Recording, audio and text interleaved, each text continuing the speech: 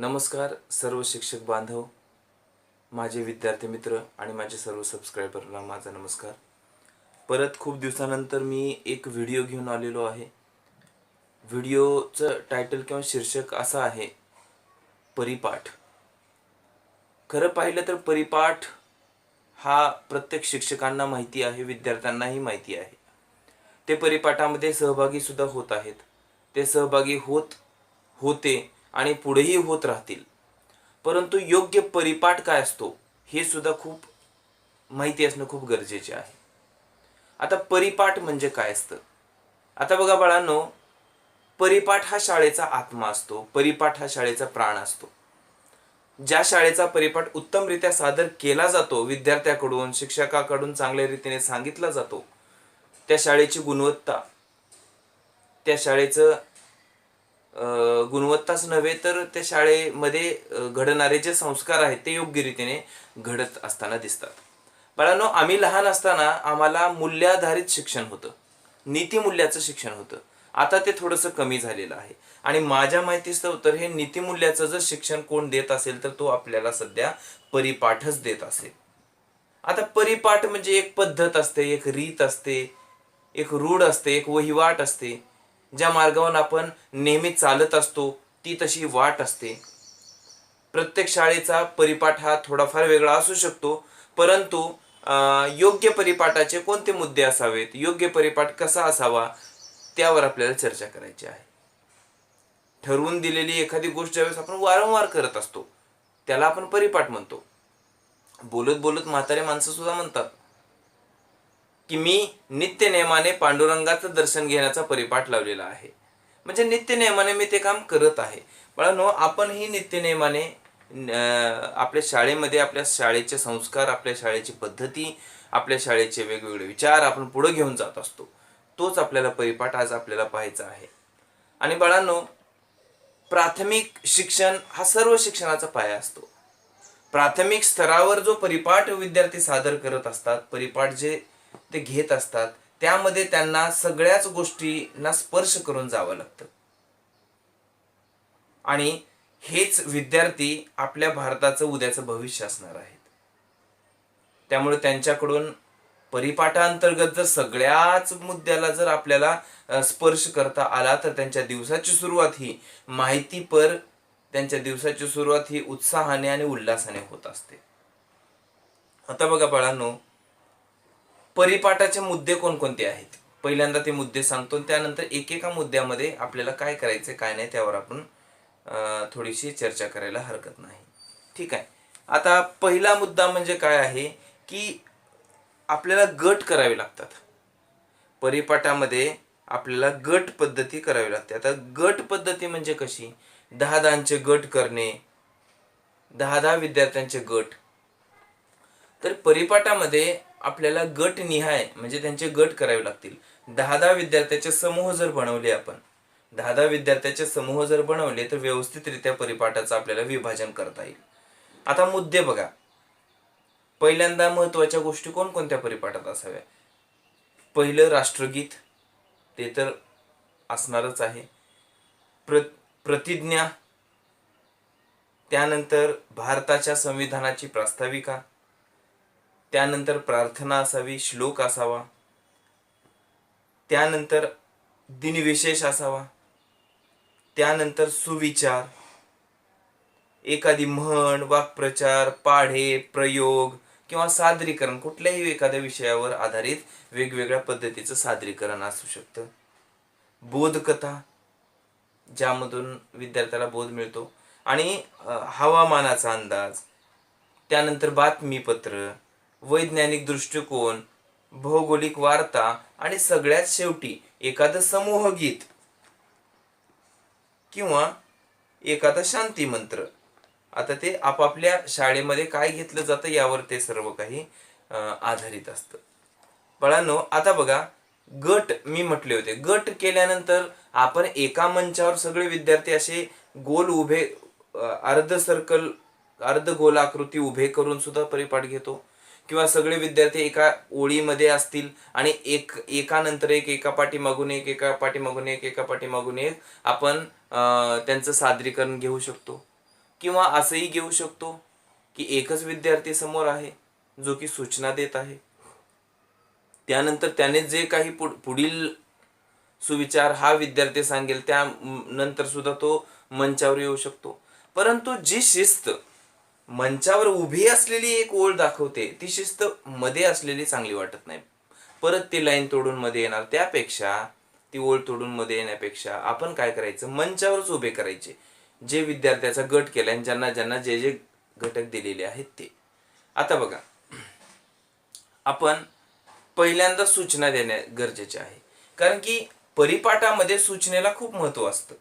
वारंवार सावधान, विश्राम ह्या ज्या सूचना देतो यामध्ये विद्यार्थ्यांचं लक्ष केंद्रित करण्यासाठी खूप तुम्हाला मदत होत असते.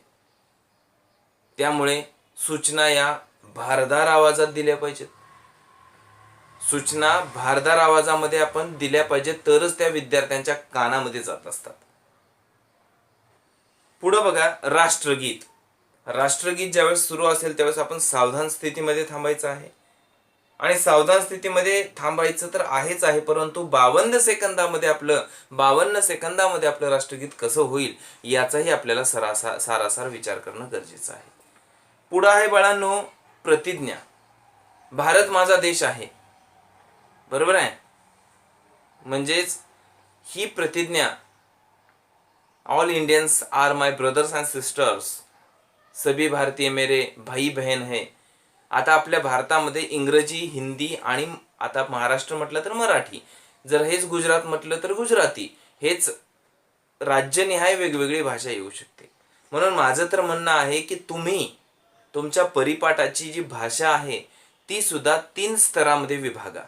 पहिल्यांदा मराठीमध्ये परिपाठ एक दिवशी घ्या, दुसऱ्या दिवशी हिंदीमध्ये घ्या, तिसऱ्या दिवशी इंग्रजीमध्ये घ्या, किंवा तुमच्या शाळेच्या विचारानुसार तुम्ही कोणती भाषा निवडायची आहे आणि कधी निवडायची आहे याचा विचार करून तुम्ही परिपाठ हा सादर करणं गरजेचं आहे, जेणेकरून मुलांना इंग्रजी, मराठी आणि हिंदी तिन्ही भाषेमध्ये त्यांचं वक्तृत्व कौशल्य हे वाढू शकतं.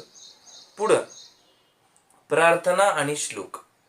बाळांनो, आता प्रार्थना आणि श्लोक हे कशासाठी घ्यायचे? आता मी वर सांगितलं होतं भारताचं संविधान. भारत हा लोकशाही गणराज्य आहे, भारतामध्ये लोकशाही आहे आणि भारताचं संविधान हे सर्वोच्च आहे. तर हे संविधान प्रत्येक विद्यार्थ्यापर्यंत पोहोचणं गरजेचं आहे. संविधानाचं जर त्यांचं वाचन असेल तर त्यांच्या आयुष्यामध्ये त्यांना कोणते अधिकार आहेत, कोणते हक्क आहेत, त्यांच्याकडून काही चूक तर घडत नाही की या सगळ्या गोष्टींची जाणीव मुलांना होत राहिली. पुढे आहे बाळांनो, प्रार्थना आणि श्लोक. प्रार्थना कशासाठी असते? आता प्रार्थना वेगवेगळ्या आहेत, जसं हे हंस वाहिनी, त्यानंतर तू बुद्धी दे, बरोबर आहे. त्यानंतर हीच आमुची प्रार्थना. आजकाल नवीन खूप छान प्रार्थना येऊ लागलेल्या आहेत. आम्ही ज्यावेळेस होतो त्यावेळेस वेगळ्या होत्या. आम्ही त्यावेळेस नमस्कार माझा या ज्ञान मंदिरा, सत्यम शिवम सुंदरा, अशा प्रकारच्या प्रार्थना, अशा प्रकारचे गीत म्हणायचो, श्लोक म्हणायचो, जेणेकरून मुलांच्या मनामध्ये एक संयमित व्यक्तिमत्व घडण्यासाठी आपल्याला त्याचा वापर होईल, स्थैर्य मिळेल. त्यानंतर आहे बाळांनो दिनविशेष. आता दिनविशेष कशासाठी? आपल्या कॅलेंडरमध्ये किंवा आपल्या जे काही वेगवेगळे महिने येतात त्या महिन्यामध्ये प्रत्येक दिवशी काही ना काहीतरी घडलेलं असतं. मग त्या दिवशी काय विशेष आहे? त्या दिवशी कुठल्या महान हस्तीचा जन्म झाला आहे का? कुणाची पुण्यतिथी आहे का? कुणाची एखादा दिवस आहे का? उदाहरणार्थ जसं आता आपण वसुंधरा दिवस असतो, त्यानंतर पर्यावरणीय वेगवेगळे दिवस असू शकतात, वेगवेगळे प्रसंग असू शकतात. त्यामुळे दिनविशेष सांगणे त्यासाठी गरजेचे आहे, जे मुलांना माहिती होतील, परिपाठामध्येच माहिती होईल की आज काय आहे. त्यानंतर सुविचार. बघा बाळांनो, एक चांगला विचार, सुविचार, एक चांगला विचार वाईट 1000 विचारांवर प्रभावी औषध असतो. म्हणून रोज जर विद्यार्थ्यांना आपण चांगले सुविचार सांगू, रोज जर विद्यार्थ्यांना आपण माहितीपर सुविचार सांगू, तर काय होईल, तर विद्यार्थ्यामध्ये एक चांगल्या प्रकारची भावना, चांगला विचार करण्याची भावना आणि सुविचार करण्याची भावना त्यांच्यामध्ये पण निर्माण होईल. त्यानंतर मी एक मुद्दा दिलाय, म्हण किंवा वाक्प्रचार. जर मराठी असेल तर म्हण, वाक्प्रचार तुम्ही एखादा सांगू शकता. तेच जर गणित असेल तर तुम्ही पाढे घेऊ शकता. तेच जर विज्ञान असेल तर एखादा प्रयोग तुम्ही सादर करू शकता. तेच जर एखादा दुसरा कुठला कलेचा विषय असेल, खेळाचा विषय असेल, तर एखाद्या गोष्टीचं सादरीकरण तुम्ही करू शकता. यापैकी एक कुठलं तरी असावं. त्यानंतर येतं बाळांनो बोधकथा. आता बोधकथा कशासाठी सांगायची? मुलांना कथा खूप आवडतात, परंतु त्या कथेमधून आपल्याला काय मिळवायचंय, काय बोध होत आहे, काय आपण त्यामधून घ्यायचे, हे सुद्धा आपल्याला कळणं गरजेचं आहे. म्हणून बोधकथा हा एक महत्वाचा मुद्दा आहे, ज्यामधून तुम्ही विद्यार्थ्यांना बोध सुद्धा सांगायचे की तुम्ही या कथेतून काय शिकलात. त्यानंतर येतं बाळांनो हवामान. हवामानाचा जर विचार केला तर हवामानामध्ये नेमकं सध्या लातूरचं हवामान काय आहे, सध्या महाराष्ट्राचं हवामान काय आहे, पाऊस पडेल का, या सगळ्या गोष्टीची इत्थंभूत माहिती आपल्याला सुद्धा असणं गरजेचं आहे. कारण की आपणही शेतकरीच आहोत, बरोबर आहे.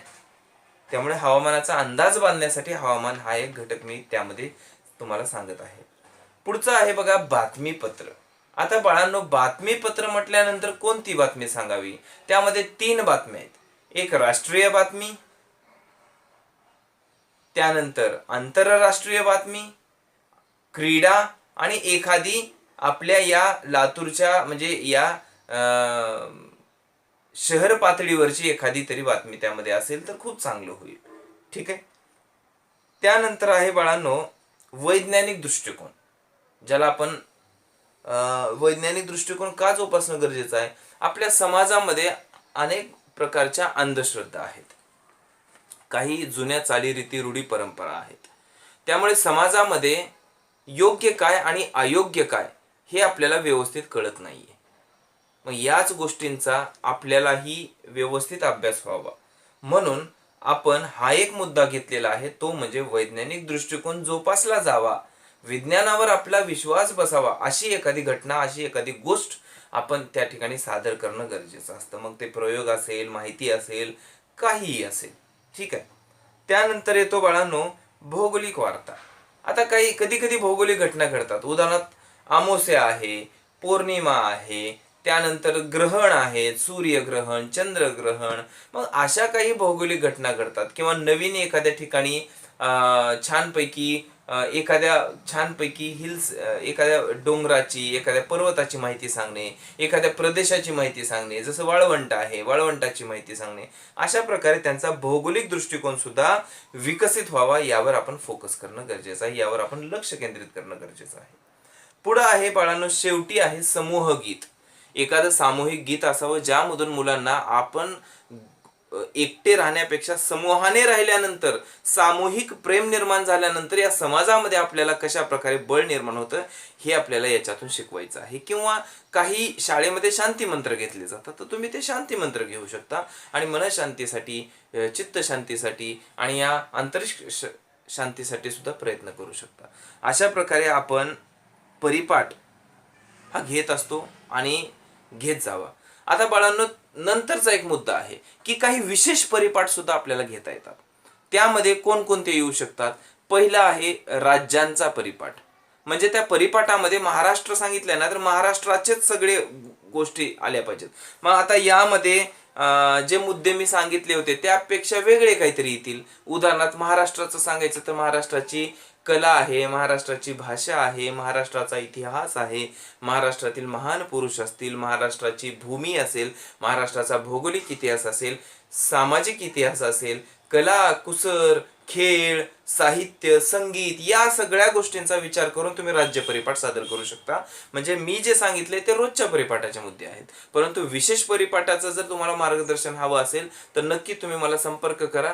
मी डिस्क्रिप्शन मध्ये माझा नंबर सुद्धा देणार आहे, तर मी तुम्हाला विशेष परिपाठ कसा सादर करावा हे सुद्धा सांगणार आहे. पुढे दुसरा परिपाठ येतो बघा सणांचा परिपाठ.